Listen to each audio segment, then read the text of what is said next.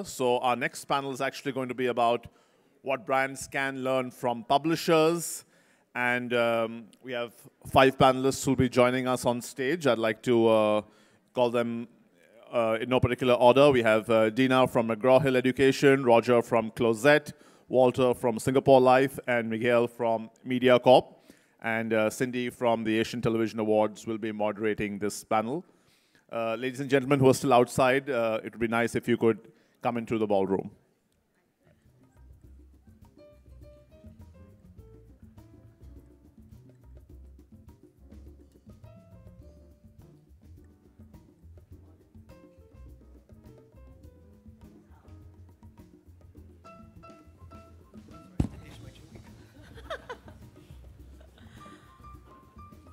Okay, hi, good afternoon all. I'm Cindy, Managing Director of Asian Television Awards. Welcome back after your lunch.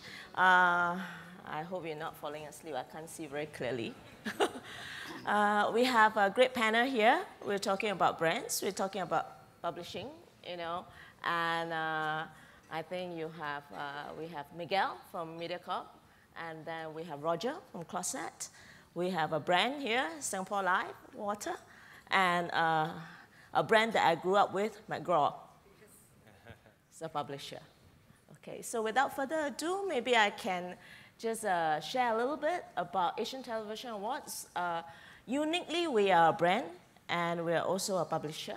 Brand as in Asian Television Awards, we recognize TV production programs across Asia Pacific. We have a huge reach of more than 500 million across Asia Pacific, and we are also a publisher ourselves. We have our content digitally online, and we also have our own newsletter. So, you know, enough introduction about myself, and let's just let the panel here share with us what they have for us today. I think what we do now would be to start the ball rolling. Just let me ask a few questions on maybe, you know, we have the brand starting because it's the only brand here. Okay. I mean, what can brands learn from publishing, Walter? Maybe you'd like to share with us. Yeah. Okay, got you. Hi, it's great to be here. But before I answer the question, let me just introduce myself a little bit also and talk a little about Singapore Life and who we are and what we do. Our view on content, the content that we create and the content that we leverage from publishers and around us. So Singapore Life, as you may know, is the newest life insurance company in Singapore. It is the first life insurance company to have been given a new license in Singapore in the last 50 years, fully regulated by the MAS, fully supported by our government and our regulatory industry. So Singapore Life offers life insurance products to both direct online to customers, also through intermediaries and financial advisors, and finally to a defined market segment in the high net worth space. We offer very niche, bespoke products for high net worth individuals who prefer Singapore as a destination for their wealth. So as a new company in Singapore and as a new brand, we have to spend a lot of our time now to promulgate the brand, to become recognized as dependable, as trustworthy, and as reachable. We know that our pedigree in terms of our governance, our regulation, our quality, our products, all give us the license to be able to participate in the market. But our challenge now is to produce content in a meaningful way such that we can engage effectively not only with our ultimate end customers, but also with the distributors and market participants who operate in our ecosystem. So we're very excited about what we've been able to do. The great thing about our business is that because we are new, there is no legacy. It means that we can take things like technology and use it very, very efficiently. We take the technology or the efficiency of technology and turn it into better value for our customers. But the great thing about the use of all this technology and having it available to us is we can take content and find ways to present that content in meaningful ways. Now, as a brand, the question was really, how does brand and publishers work together? Yeah. And as a brand, we have a distinct advantage around domain and knowledge. We know what we sell. We know why what we sell is good. We know why people should buy our product, right? So we know our own stuff. We know how to make shoes. We know how to make hats, whatever. If we're a brand, that's what we do. Where we are less able is to connect what we do as brands with the profiles of the target audiences that publishers have better access to than we do. Now, in the new economy, if you ask an old insurance company about brand and content and putting things out there, these big companies have got massive infrastructures to be able to produce their own content. And sometimes they produce it also in their own, and publish their own content as well. But in the new world economy, where smaller companies or newer companies are taking a view where let's take expertise and focus that expertise where it exists. So as an insurance company and as a brand, our job is to produce insurance products. Our job is not really to publish our own content. We do because we have to. We have to have our own reach. We have to produce our own content about our products and services. But what we want to do as a brand, and as all new brands are aiming to do, is to leverage the ability to distribute content through existing publishing channels, which we can then align with. And what that does is fantastic for us. What it does is it creates a channel whereby brands like us can partner with multiple partners from a publishing perspective to focus key messages to target audiences about how our particular product can be relevant to the customer spaces that the publishers have access to. And that's where I see a fantastic meeting of minds and an ecosystem which will always have value between the brands and the publishers. And on this same note, why is content king to you? Why do you need to use, the publishing side of things to brand, Singapore Life? Content is king. People have to know what you sell, what you do, why you exist, why you're different. People have to know why to choose one particular product provider or one particular brand over another. Sometimes it's because it feels right. Sometimes it's because it looks right. Sometimes it's because it's cheap. Sometimes because it's cool. Sometimes it's because it's new. Sometimes because it's got a great color scheme or a great logo, or it's got whatever it is that attracts a customer to that. The content that we create is how do we pull out the raw nuggets of what we believe are the fundamental important parts of our product, and then distribute them through publishing mechanics. So if you've seen the brand campaign that Singapore Life has just launched, we have just launched a fantastic ad campaign, which is what we did was we took 6 families, 6 new births in Singapore, and filmed these 6 families giving birth, and try to take the viewer through the emotions that come from the anticipation of the birth, the preparation, the going to hospital, the pain, the excruciation, then the release and the joy and everything that comes to the fulfillment and the celebration of a new life that is to be. In our branded Singapore Life product, we champion life, and we want to protect life, and we want to give something to our customers that can celebrate life. And that's the way we've taken a brand positioning and put it through content to deliver to an audience. We start that way, but of course, as time goes by, content evolves. Content has to constantly change, to enhance, to see and access customers in new ways so that you can remain relevant. But ultimately, we always have to be true to our own DNA, which is this idea that everybody needs life insurance. Everybody needs a savings plan. Technology can make it more efficient and better value for customers. New is not good, not bad. Old is not good. Embrace things that are new, and let's give things a new try. That's it. Cool. So let's ask Roger from the publisher's point of view.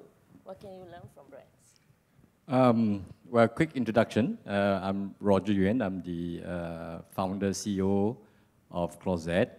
It's a social content network So what we do is primarily work with brands to create authentic content, right, through our network of regional creators that engage and convert them into customers. We focus primarily on millennial women, right? So I'm often asked this question, right? What's this old uncle, running a business targeting millennial women? My nickname is Mel Gibson, because I know what woman wants. That's another story, right? So to answer the question, I think Walter puts it very well, the domain knowledge. So if you look at publishing company or a content creation company, right, we understand the creation. I came from the media business, right? I started ZDNet, CNET, online media 1.0, very early days of publishing. But today, if you look at the landscape, it's very different, right? You have the brands wanting to become publishers. You have the consumer who are empowered by the internet, who wants to be publishers. And many of them are even bigger than publishers themselves, right? They become an authority. So I think you have this fuzzy environment that we are trying to make sense. But what Walter has mentioned is domain knowledge, right? So we understand how to tell a story. We understand how to bring the story to where the audience are, how to amplify, but they have the content, the domain knowledge. So as an example, right, in Closet, we work with fashion brands, beauty brands. If you look at beauty brands, when you think of beauty brands, right, it's beauty, right? But in beauty, it's very granular. Cosmetic brands, very different from skincare. Right? So you must understand the attributes of all these different categories within the beauty brand, and how do you convey, right, what is interesting to the users. You look at fashion, right? It's very seasonal, right? You have your spring, summer collection, then you have your autumn, winter, and then you have all the Milan Fashion Week. So you look at the timing of all these events, and how do you create content that trends with what's happening at all these different time of the year, right? So this is where, working with the brands, we learn a lot about the domain and how to enrich the content and how to create or make the story more compelling, right, to what the consumer wants. So I do agree that in this space of content creation, I don't think there is a rule where it makes sense where the publisher should be doing it or the brand is doing it, right? So I would say it's a collaboration, and the degree of collaboration depends. Excellent. Well, so that means you benefit from each other. Yes, I think that's the best, right? Yeah. So let's hear from the national broadcaster. So first of all, I probably want to disagree that there's only one brand on the panel. I think everybody represents a brand in one way or another, and just because we're a publisher or broadcaster or content owner, that's no exception. Speaking as a media owner, right? I actually think brands have a lot to learn from media owners, like people who own media and entertainment properties. And if I think about some of the biggest brands out there that use content better than anybody in the world, these guys are the kings of rock and roll when it comes to content marketing. These brands are inevitably entertainment brands. Okay, how many people in the audience knew that 2 hours ago, the latest trailer for Star Wars Episode 8 dropped on YouTube? Please raise your hand. Yeah, you snuck out and watched it while everybody was having lunch. Fucking nerds. So that's how, this is the kind of thing I'm talking about, right? You have brand loyalty, and you have very, very strong passion behind brands like Star Wars or Marvel. And brands really should take their lessons from what the entertainment industry does. And there's lots and lots of things, lots and lots of lessons to take from the entertainment industry when it comes to how you publish your own content. I will say this deliberately to be controversial, because I know that we're fighting everybody's blood sugars levels dropping after lunch. 90% of content marketing, and there's scientific research that proves this, 90% of content marketing is complete crap. No, I'm just kidding. There's no scientific research. I just made that up. That's just my observation. But And if any MediaCorp advertisers come to me later on and say, why did you call my marketing crap? It's not you, you're in the 10%. There are advertisers here, yeah? Be careful.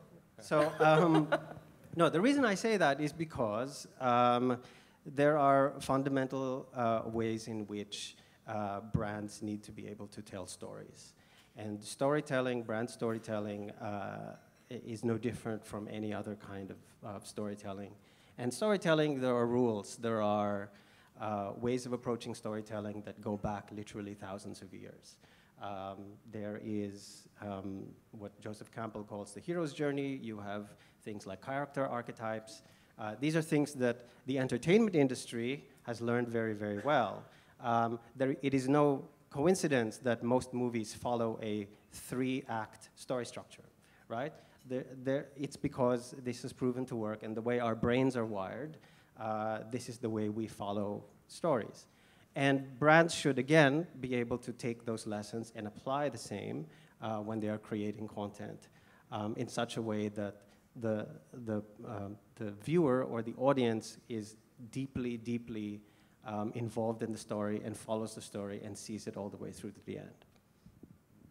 Yeah, okay, very well. Roger, you'd like to add something? Then we'll have Dina to share with us her point of view. Yeah, sure. So hi, everyone. My name is Dina, and I am from McGraw-Hill Education. A lot of people may know my brand when you were studying. So we actually are traditionally a textbook publishing company, and we are 175 years old, 175, 176.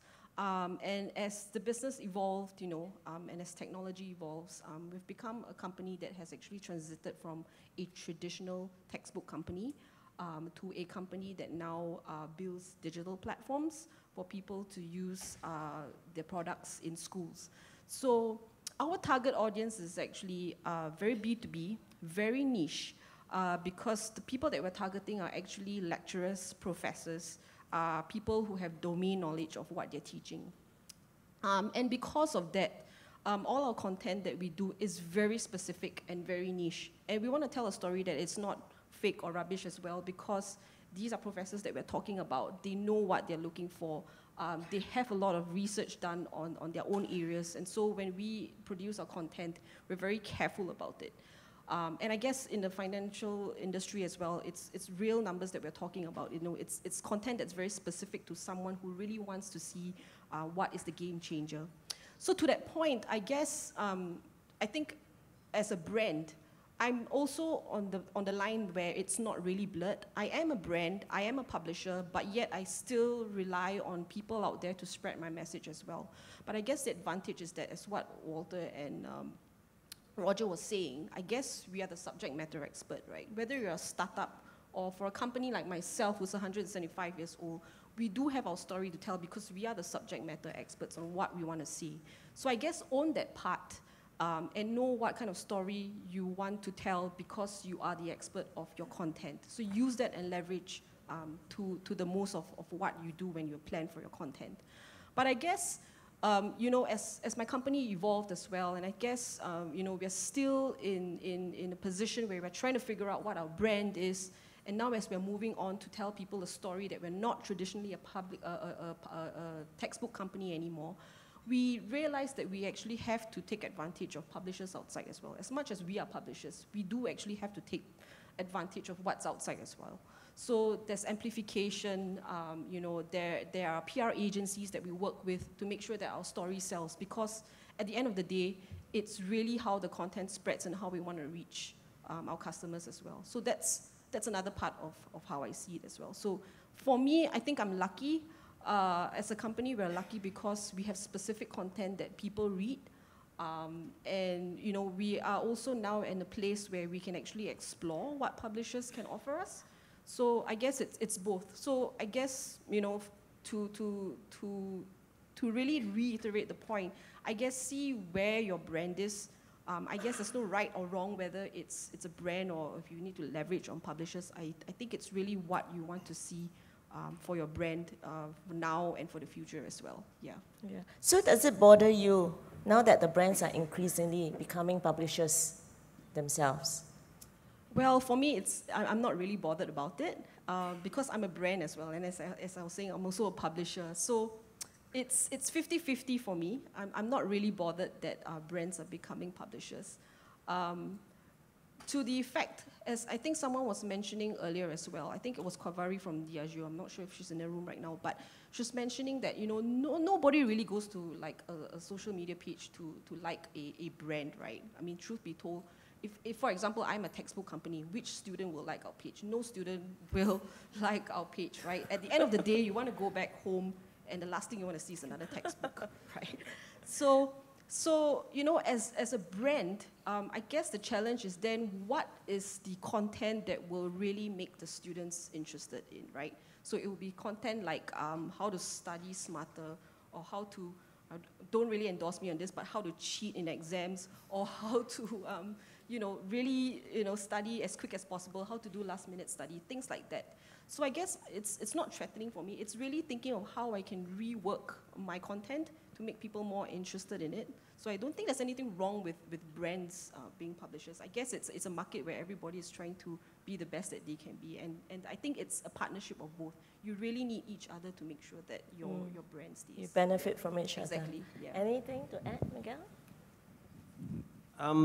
I think the reason why a lot of brands are exploring the publisher route or the content creator route is because, and you know, and this should be no secret to anybody, the traditional media models are under threat, and you know, and I can admit that, I can say that even though I represent a traditional publisher. But because it's true. I mean, we are in an unprecedented era of choice for consumers when it comes to how and when they decide to consume content, especially. Now, what that also means is that people are becoming much more selective, much more, you know, their standards are ever increasing, and their tolerances are getting much lower. And whether it is, you know, people paying for a Netflix subscription, or whether somebody is installing an ad blocker on their phone, essentially this is a consumer rejecting advertising, right? Rejecting traditional or conventional forms of advertising. And so that's why more and more brands have had to explore the content route.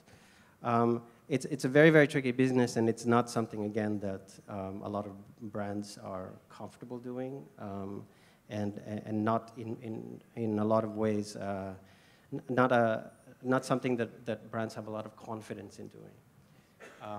And so that's why I think, you know, conferences like this are constantly bringing these discussions up. It's like, what's the right way to do it? What are the correct approaches? You got something to add, Roger? I just like to add, and I always like to share about, you know, because of the nature of my business, right? I'm sure many of you know about Net-a-Porter, maybe the ladies, right? One of they merged with Yoox, probably one of the world's largest online luxury fashion shopping, right? Now, if you go to Net-a-Porter, when you land on the website, it's a magazine. First and foremost, right? You don't see product. You see stories, you see, they have taken the art of content creation, right? And linked it to solicit desire and translate into shopping.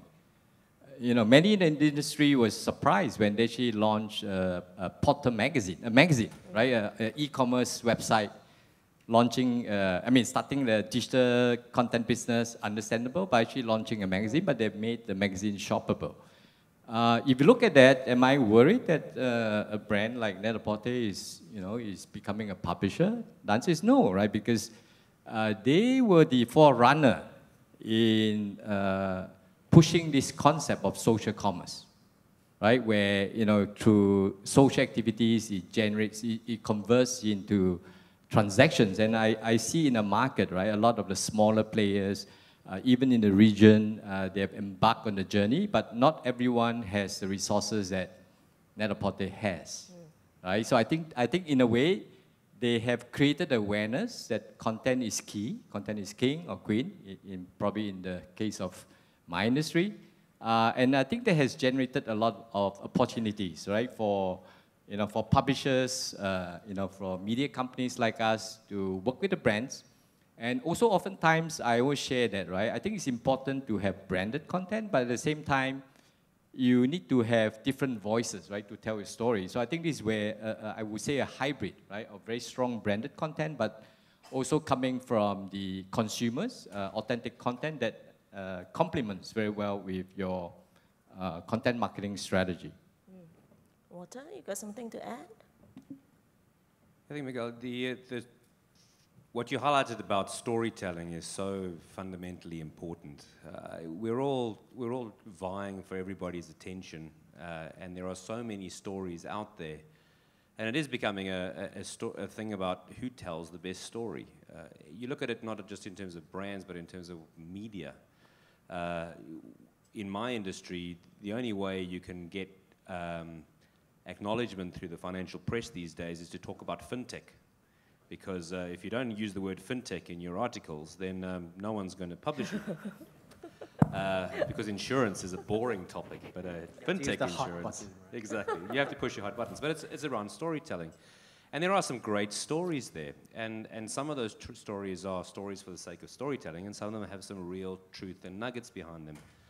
But that real truth and nuggets behind it is where there is another whole angle here, which kind of goes in the face of content creation altogether, and it goes towards quality of product and quality of the service that goes with that product. And there's another view altogether which says that actually if you're producing a product or service which is commendable, valuable, trustworthy or endorsable, you will automatically create user-generated content by virtue of the fact that you're producing something that is good or that you're willing to share with somebody else.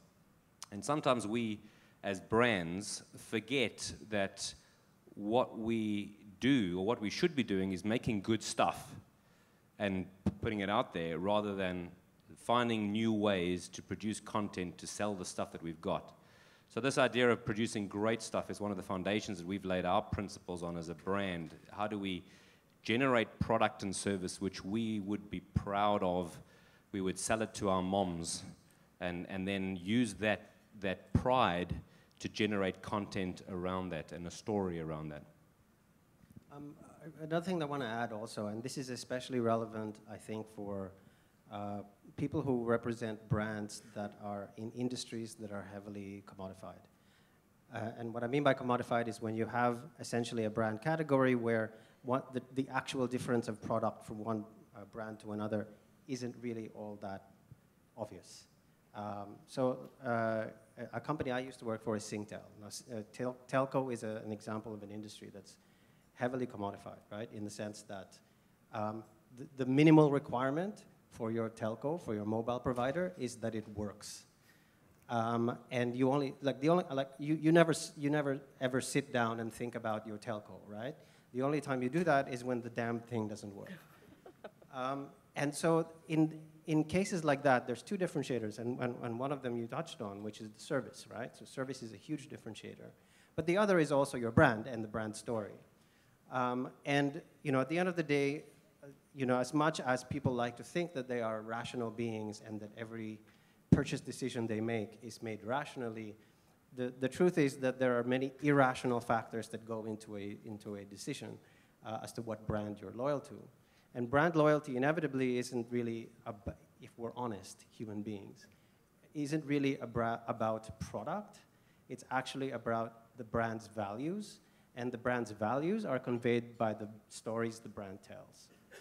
And so that's why brand storytelling and doing content marketing correctly is so important, because that is how the consumer interprets the values of your brand, is through these different stories.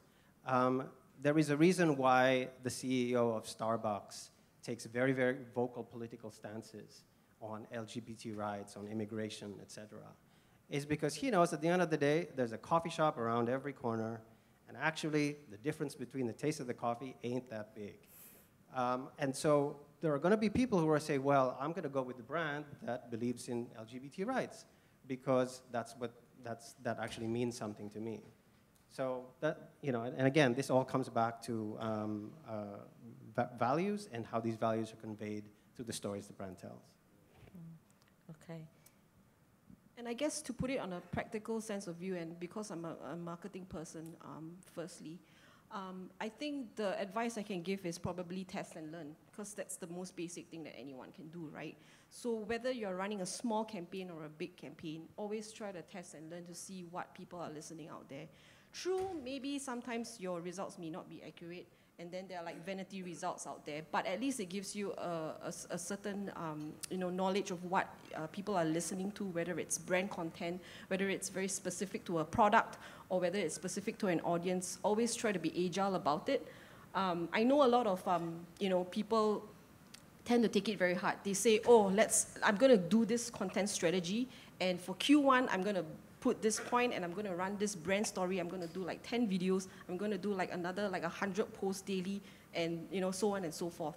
But the truth of the matter is, it's still the results. So you have to be very agile about it, and you have to really test and learn to see what the people are responding to your brand, I guess.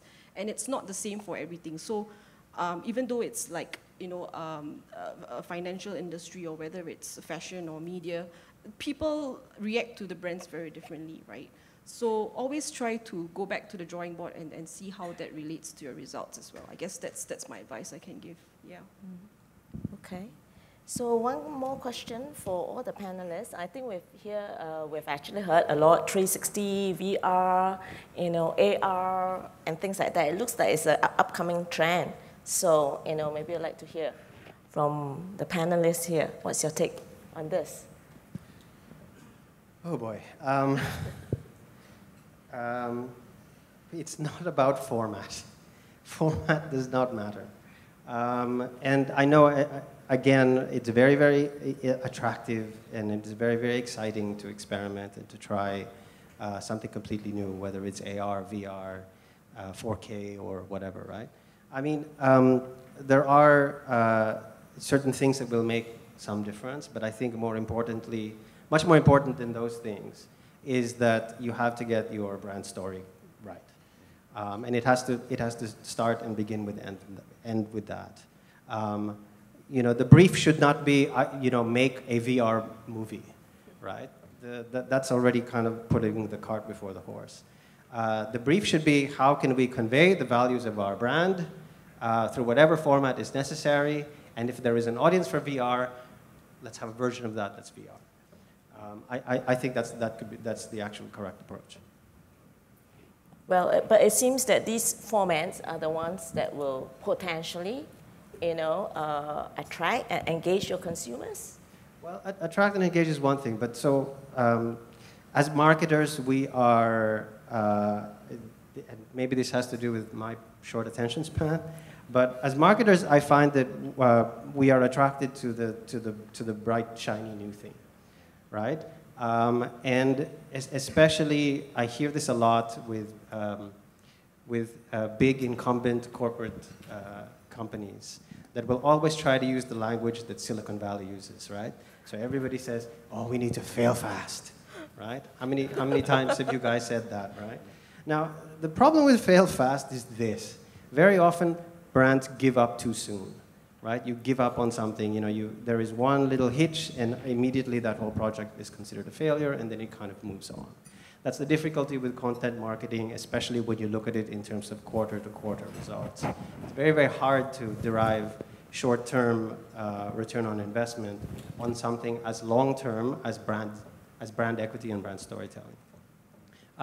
So, you know, you have to kind of think of it in those terms. And harking back earlier to what I was saying about a lesson a brand can take from the entertainment industry is, if you think about the most powerful brands in the entertainment industry, these are brands that have been around for decades, right? Star Wars is 40 years old, right? Marvel Comics has been publishing since the early 1960s. These are still powerful brands today, and so there is a certain, you know, loyalty and perseverance that I think brands need to adopt when they're pushing out their content strategies. One of my favorite examples of a brilliant content marketing strategy comes from Manila, which is where I started out. And my first job in advertising in 1990 was with an advertising company called McCann Erickson, and they had a client, Del Monte, and they had a platform. Del Monte had a platform called Del Monte Kitchenomics. Well, it was very, very simple. They published a recipe in the label of the tins of their tomato paste, tomato sauce, right? So they had, over the years, literally hundreds of recipes using this tomato sauce. And these would be published into a book, and the book would be sold. And everybody behaves like content marketing is like something that just sort of came down from the heavens in the last 5 years or something. It's been around for a very long time, right? And this is a classic example of something that's been around, a content platform that a brand has stuck with loyally. It didn't cost that much money, by the way, to produce to begin with, because you're talking about recipes, right? You're not talking about big feature film type productions. And I'm pretty sure they are still using this platform today. So look at the amount of loyalty, the amount of dedication that this brand has put in, and it's paid off over the years. You're asking about VR, AR.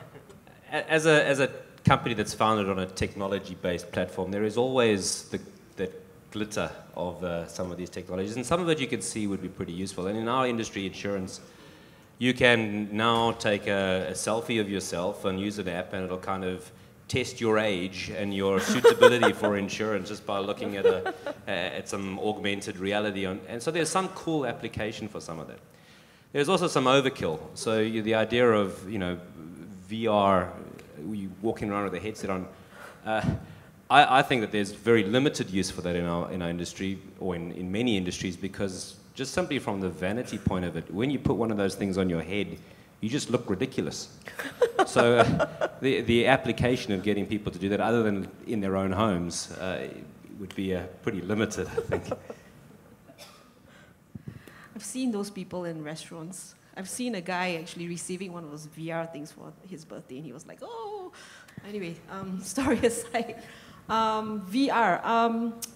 Well, I guess my point of view is that for my brand especially, as I was mentioning earlier, I think we're still in a very early stage where we're trying to still figure out, what kind of channels work for us. And also looking at our target audience, especially as I was mentioning earlier. My target audiences are the lecturers and the professors. Now, if VR is something that they would be really excited about, yeah, I think we would try that. But then again, I think we have to go back to the drawing board and be realistic about it, right? Like, think about it, like if it's going to work for them or it's not going to work for them. Because at the end of the day, we're still looking at the ROI, how some of our content are going to be performing. So, it's good to have good ideas. It's always good to explore what the new things are outside there, but always, try to be mindful of what really your message is. I think as what Miguel was saying, right? I mean, content was something that was around for ages. It's just different channels that people have been looking at it. So, it could be a specific content that you have worked on, but trying it in a different channel. It may be VR, I don't know, but it could be something else as well. So I guess that's my take, yeah. Roger, you got something to share? I don't know why there are only 2 mics. Well, I echo a little bit what Miguel has said, right? I'm a technologist, right? Over my 30 years in my career, so I'm very passionate about technology. But the one thing that I've learned, right, especially during the .com days, right, don't be a solution looking for a problem, right? That's what we say, right? I have a solution, but who has a problem? So if you look at AR, VR, interestingly, I have another company. I started, 5-6 years ago. It's a technology that was spun out from the research lab at NUS. It's a visual recognition technology, right? So basically, using the camera, we can recognize what you're wearing or, what you have on, and then, go find something that's visually similar, right? So we have applied this to a video platform, right? That has a lot of Korean serial dramas, right? The ladies love, they go gaga after watching the movie, right? And say, oh, I love to buy something, right? That the star is wearing, right? And we can do that, right? So you can shop the movie. Now the challenge I have is, does the user really want that, right? Do they want to be interrupted when they're watching the movie? So I think you have great content, but in the case of, let's say, Net-a-Porter, right? They publish a magazine where I read the magazine, you can use the camera, take a picture, and then, you know, shop the magazine, right? Then it might make sense. So I think relative to AR, VR, I think these are great tools for content creation, but you have to look carefully at the application, at why does it make the user experience a lot better than without it, right? If it does, then by all means, but you shouldn't be, you know, just because of AR, then how do I make content that makes use of this technology, right? I think there's a caveat. Yeah, okay. Anything else to add? Anybody? Okay, then we come to our last question. Between brands and publishers, you know, now that the lines are very not clearly drawn, how do you see content in 2020, say 3 years, 4 years from now? I wish I knew the answer. I can tell you what I would like to see. I don't know if this is in fact what's going to happen. I want to see more long-form content created by brands. I think it's a very brave thing to do. It requires much more investment and risk, you know, an appetite for risk, which many brands don't have. But I also believe that the reason why it's important is because consumers are going to be more and more fickle and more picky about their content being interrupted. And I think, you know, the situation I always remember is that, so a few years ago, I was working for another company, and we, at the end of the year, were doing our plans for the next year. And very ambitiously, and I said, I think what we should do with our marketing from now on is we need to start making our own television shows. And, you know, this, of course, kind of surprised a lot of people, and, you know, it was kind of very difficult thing to understand. But, you know, the philosophy should be that we should stop, that brands should stop thinking about how to interrupt their consumer as they're trying to get to the content they're trying to get to, and instead create the content that the consumer is trying to get to. And there have been quite a number of examples, some of them we saw earlier, of like really good longer form content that brands are creating. And, you know, again, the headwind against that is that they're much more expensive very often, takes a lot more resources to produce, again, a lot more risk. Whereas what is convenient today is that there are many mechanisms that companies like Facebook and Google offer to clients that allow you to, you know, push content or boost content out there. And I think, you know, you need to be thinking about how much longer can this go on, how much longer can that last before consumers get smarter and start to block out even that content as well. So, which basically leaves you with content that is so compelling and so interesting that consumers will actually look for it rather than, you know, stumble across it, right? And I think that's what I would like to see of. I would like to see brands take bigger bets on content.